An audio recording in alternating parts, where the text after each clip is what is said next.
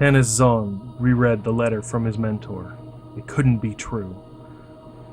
With the drapes of the caravan pulled, he only caught slivers of light. The carriage bounced over the pits and rocks, speeding along faster than any strider could run. Tanis was jostled so violently he had trouble focusing. "Come to Sadatoni at once," read the letter.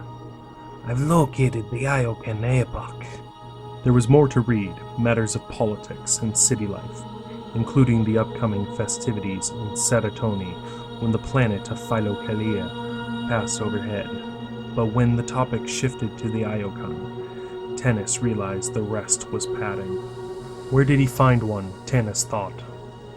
It was one thing to toy with basic machines, it was another to flaunt forbidden techs. Tanis made a point to ensure no one could look over his shoulder. One curious eye would be the death of him. Tanis shared a large cabin with half a dozen other passengers. "We will try to make Sadatoni before the passing," shouted the driver from atop the wagon. "May have to wait outside the city if we don't. We'll do our best to make the bridge. If you wish to see Philokalia, now would be good." Tanis nodded, then pushed open the door to the wagon slightly. He leaned out. His jaw dropped at the sight, his first view of the world of Philokalia. The planet was 100 kilometers across, with rivers and hills, and the castle Kurzel built around the umbilical connecting it to the larger world of Biaithos only a few hundred meters below. Towers built upon mountains were so tall that they could pass by similar towers in Sadatoni. 300 days a year, the Kalian Channel was a vital waterway. Soon, everything would pause until the planet overhead crawled by.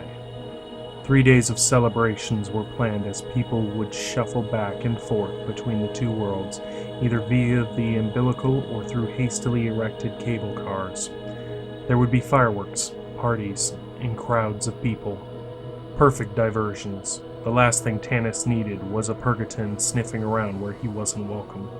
The land whale rode on 6 large wheels, reaching well beyond the hull on slender arms.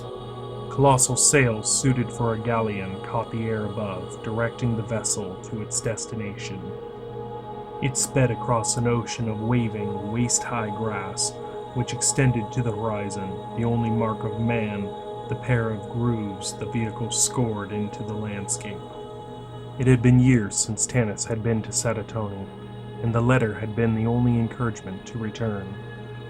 The instructions were ambiguous, but Tanis did eventually locate his mentor's library, only to discover it had been converted to a prayer cove by the Ascension.